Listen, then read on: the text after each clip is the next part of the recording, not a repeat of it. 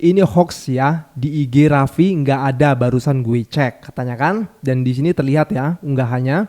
Nggak, sekitar jam 7 tadi sempet lihat juga karena postingannya masih ada. Yang komen pun udah 7.000 lebih, isinya makian semua. Di IG dihapus, di tweet lupa dihapus, WKWK. Ini jam 8.52 WIB ya.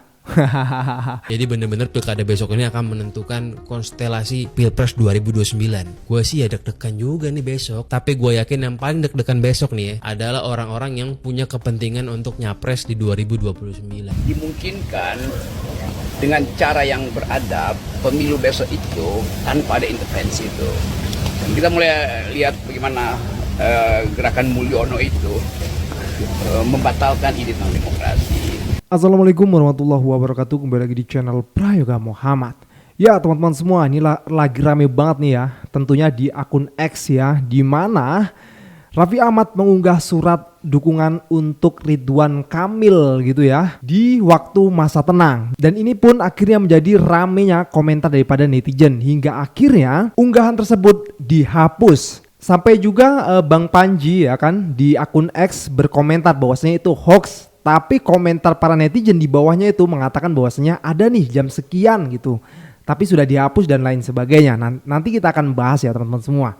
Ya, menurut para netizen juga bagaimana pilkada tahun ini tentunya di DKI dan juga di Jawa Tengah ini adalah pertaruhan ataupun salah satu tempat untuk melihat masa depan. Kok bisa dibilang begitu? Ya, karena siapa yang menjadi gubernur di DKI ataupun Jateng itu akan bisa maju di Pilpres 2029. Kalau kita bicara soal Pak Prabowo dan Gibran, apakah akan maju lagi? Ya tentu, bisa juga Pak Prabowo dengan Gibran akan bersaing di Pilpres 2029.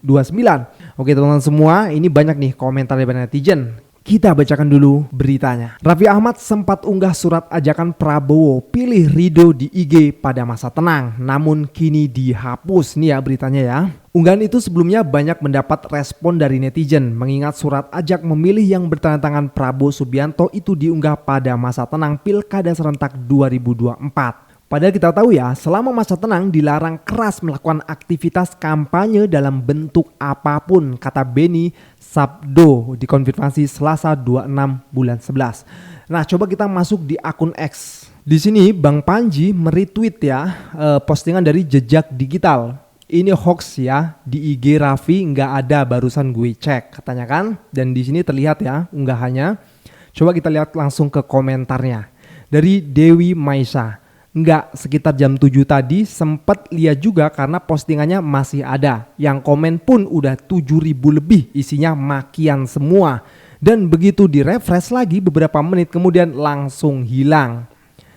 Lagi nunggu Raffi dikorbanin untuk kasus gede WKWKWK. Orang kayak dia mah cuma keset pejabat aja. Ngeri juga ya. Jujur, Raffi ini goblok, kalau masalah politik mau aja disuruh-suruh dukung calon terutama Kim Plus. Apalagi gelar doktornya dari kampus abal-abal itu benar-benar blunder. Yang heran, manajemen gak ada yang beritahu kepada banyak lulusan kampus top di sana. Kebanyakan puja-pujinya palsu. Ya kayak gini nih. Ya soalnya sudah diributkan juga tuh ya soal doktor kausanya Raffi Ahmad ya. Tapi masih dipakai juga saat beliau menjabat sebagai wakil menteri ya. Dihapus mungkin karena isi komentarnya nggak sesuai ekspektasi ya. Mungkin saja ya, karena kan ini masih masa tenang gitu loh. Kok malah upload yang mengajak orang-orang untuk memilih salah satu paslon. Dan retweet dari Bang Panji yang kedua ya. Di sini beliau mengatakan, nah makin terang. Di IG dihapus, di tweet lupa dihapus, WKWK. Ini jam 8.52 WIB ya. Ya namanya netizen loh, nggak bisa lah kalau mau dibohong-bohongin. Apa yang diharapkan dari artis yang dapat gelar HC aja dari kampus palsu. Percuma juga lapor Bawaslu. Bermula dari Bapak Fufafa dan berlanjut seolah melanggar itu biasa. Mau jadi apa bangsaku ketika melanggar itu udah gak ada rasa malu ya, benar sekali ya. Aduh, pokoknya repot lah kalau sekarang main langgar-langgar aja kayaknya udah biasa gitu ya. Oke teman-teman semua, kita lihat videonya. Pilkada besok akan menentukan Pilpres 2029. Ini analisa gue ya. Kalau di Jakarta nih seandainya Pram kalah, maka gue yakin kemungkinan besar karirnya Anies Baswedan akan tamat. Ya karena pasti POV-nya di Jakarta aja tempat dia dulu jadi gubernur dia nggak bisa menangin calonnya. Apalagi di Indonesia. Makanya besok itu benar-benar hari penentuan yang namanya Anies tuh. Karir politiknya dipertaruhkan di situ. Nah nextnya kalau misalnya Jateng itu menang Lutfi, maka analisa gue juga kemungkinan besar PDI nggak punya calon buat di Pilpres 2029. Karena Andika kan kalah dari Lutfi, berarti kan Andika nggak bakal jadi figur capres. Begitupun Risma. Jadi ya 2029 PDI paling mentok ya ngasih wakil, itu pun siapa ya? Nggak ada. Artinya 2029 kalau memang di Jakarta dan di Jateng ini dimenangi oleh orangnya Jokowi, maka akan kosong tuh battlefieldnya. Lawannya Prabowo Gibran saat ini nggak ada. Maka kemungkinan besar ya Prabowo akan lawan Gibran. Kalau mau ngayal-hayal, ya mungkin Gibran sama Kang Emil kali. Prabowo sama siapa ya? Entahlah. Tapi ya itu kan analisa aja. Kalau di Banten ya menang Airin pun gue nggak ngelihat Airin bakal jadi wapres atau capres sih. Kalau Kofifa ya mungkin aja tuh Prabowo Kofifa lawannya Gibran Kang Emil, ya bisa aja kan. Jadi bener-bener pilkada besok ini akan menentukan konstelasi Pilpres 2029. Nah gimana kalau yang menang besok Pramono sama Andika? Ya kemungkinan besar menurut gue Prabowo Gibran bakal gabung lagi. Prabowo Gibran lawannya Anies dan PDI. Ya gue sih percaya ya 2029 itu paslonnya hanya akan dua aja. Antara Prabowo Gibran gabung atau Prabowo Gibran pisah akan ditentukan ya di pilkada besok. Pilkada besok pun juga akan menentukan partai apa yang akan gue pilih nih setelah ini. Yang menang besok Pram atau bukan Pram, partai yang gue akan masukin sudah pasti warnanya merah. Tapi kalau Pram menang, merahnya merah 4 huruf. Kalau Pram gak menang, merahnya merah 3 huruf. Gue sih ya deg-degan juga nih besok. Tapi gue yakin yang paling deg-degan besok nih ya adalah orang-orang yang punya kepentingan untuk nyapres di 2029. Karena besok penentuannya. Ya, Pak Rocky, untuk agenda hari ini pertemuan dengan Mas Pramono membahas apa aja, Pak? Bahas tentang fufu papa. Pura-pura paham. Perihal apa, Bang, tentang Fufu Papa ini? Tadi kita ngobrol, pertama karena dia Pram itu teman baik saya, udah lama dari tahun 80-an. Lalu kita bahas tentang apa yang bisa diucapkan di dalam politik hari ini supaya Jakarta itu tumbuh dan berhadapan demokrasi yang sesungguhnya tuh. Dan saya menginginkan supaya publik Jakarta mengerti bahwa ada kesulitan untuk meloloskan seorang karena kekuasaan masih memakai aparat. Jadi saya kasih semacam moral support supaya ya jalanin aja kan proses ini kan. Kan semua orang ingin ada kompetisi yang fair, tapi kelihatannya nggak ada kompetisi fair. Jadi saya ingin bantu Pram supaya dimungkinkan dengan cara yang beradab pemilu besok itu tanpa ada intervensi itu. Dan kita mulai lihat bagaimana gerakan Mulyono itu membatalkan ide tentang demokrasi. Demikian juga Pak Prabowo yang harus secara agak tergesa-gesa membuat surat dukungan terhadap Ridwan Kamil. Buat apa itu? Beliau adalah presiden. Jadi saya ingin Pak Prabowo nanti malam misalnya, Pak Prabowo tampillah di depan televisi, terangkan bahwa ada dinamika politik di negeri ini karena ada pilkada, tetapi ajaklah rakyat supaya memilih berdasarkan hati nurani. Mungkin Pak Prabowo bisa bilang begini, saya Prabowo Subianto, kepala presiden, kepala negara, tahu bahwa ada gejolak di masyarakat, tapi saya ingin bangsa ini tumbuh dalam peradaban demokrasi yang fair. Dan itu yang harusnya terjadi besok pagi. Kan dengan kalimat itu kan Pak Prabowo mengembalikan kembali citra beliau sebagai statement, sebagai statementshipnya, kenegarawanan beliau itu. Dan saya kira bisa dilakukan tuh. Hanya itu yang memungkinkan orang percaya bahwa pilkada ini bisa dilaksanakan dengan cara yang beradab. Gitu. Bantuan Pak Rocky ke sini sebagai dukungan atau seperti apa, Pak? Lu nggak bisa rumusin kalimat gue yang tadi ya. Sebagai kawan. Oke. Udah. Oke. Thank you ya. Oke.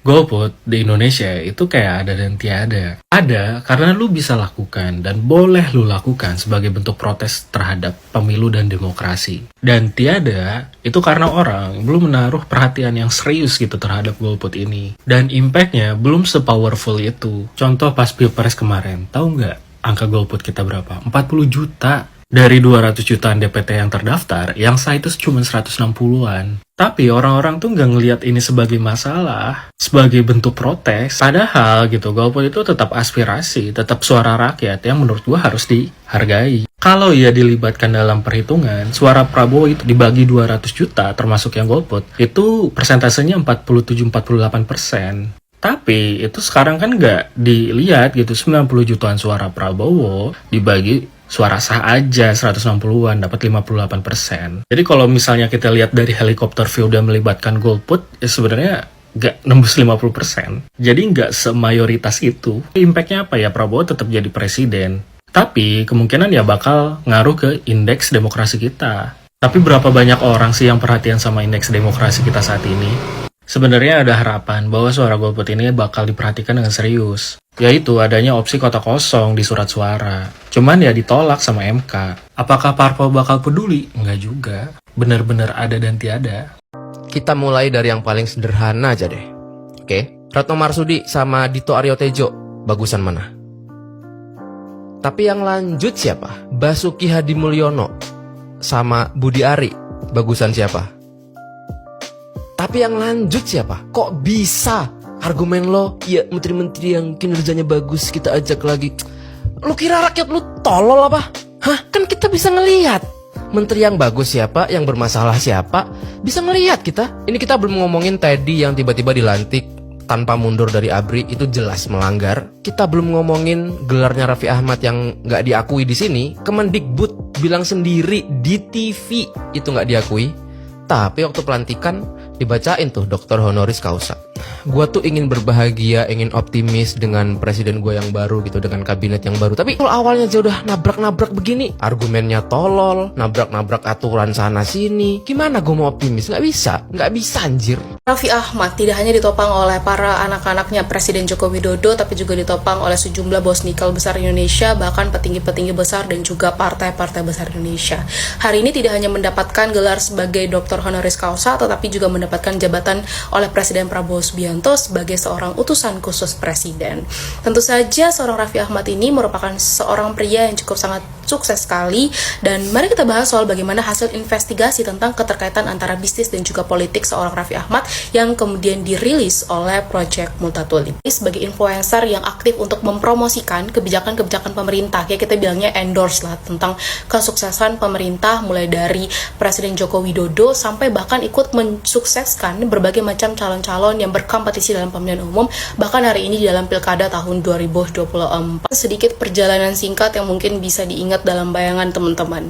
Pertama, salah satu ciri dari pemerintahan presiden sebelumnya, yakni Presiden Joko Widodo, selama 10 tahun lamanya ia memerintah adalah mengandalkan buzzer dan juga para influencer untuk menopang dan juga menyebarkan kebijakan-kebijakannya dalam mendukung apa yang pengen dia lakukan.